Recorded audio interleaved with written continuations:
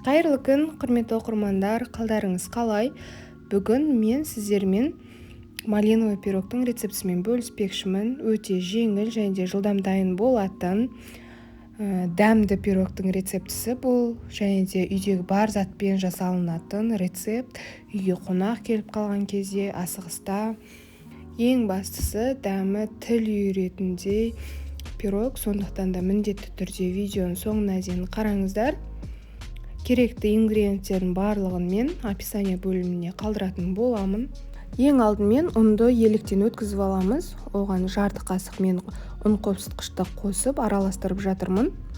Және де сары май керек. Менде 82,5% сары май бөлме температурасында еріп тұр. Жақсылап ұн мен майды біріктіретін боламыз. Ұнтақ болғанға дейін. Май мен ұн жақсы араласқаннан кейін бірденнен қантты салып араластырып жібереміз. Барлығы араласқаннан кейін бір жұмыртқаны салып, жақсылап жұмсақ қамыр болғанға дейін илейміз.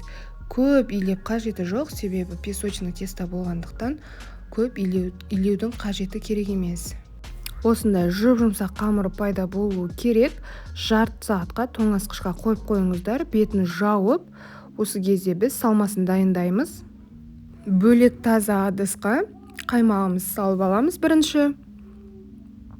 Енді қант, жұмыртқаны саламыз және де 2 ас қасық ұн салатын боламыз.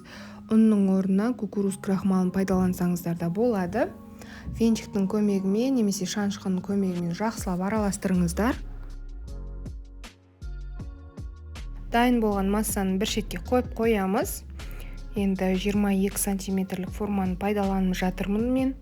Осы формаға тоңазытқышта тұрған қамырды жақсылап жаятын боламыз шет-шетіне барлығына. Қолға бір қатты жабыспайтын, жұмсақ, әдемі қамыр болғандықтан өте оңай жайылады. Осылай бортиктерінде кішкене көтереміз. Жақсылап. Дайын болған қамырды осылай шанышқының көмегімен барлығын тесіп шығыңыздар. Енді бірденнен өздеріңіздің қалаған жидектеріңізді салсаңыздар болады. Менде бұл жерде малина өзі қышқылдау, дәмі әдем болғандықтан маған қатты ұнайды. Немесе құлпынайды, яғни клубниканы турап салсаңыздар да болады. 2-3 жидекті қосып салсаңыздар да болады. Бұл өздеріңіздің қалауларыңызша. Менде тек қана малина.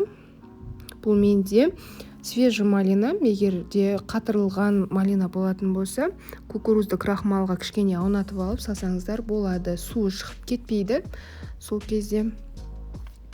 Енді бетіне бірденен дайындап қойған салмамызды құямыз.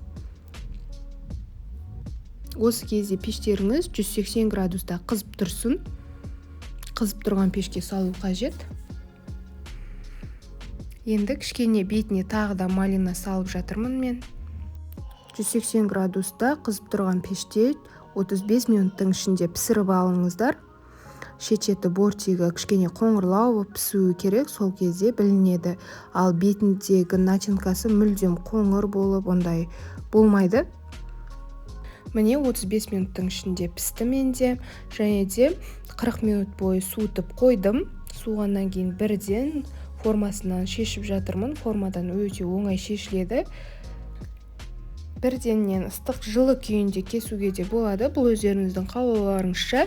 Және де бетіне сахарная пудра себуге болады. Әсемдік ретінде мен қатты тәтті болып кетема деп үйге пісіріп жатқандықтан сеппедім. Сондықтан да әсемдеу өздеріңіздің қалауларыңызша.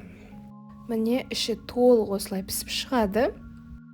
Үй жағдайында жылдам дайын болатын пирогтың бір түрі. Менің каналымда басқа да пирогтардың рецептісі бар, сондықтан да міндетті түрде маған тіркелуді ұмытпаңыздар. Және де арнайы пирогтарға арналған бөлім бар.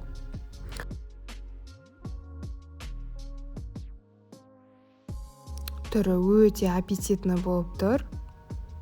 Іші толықтай піскен.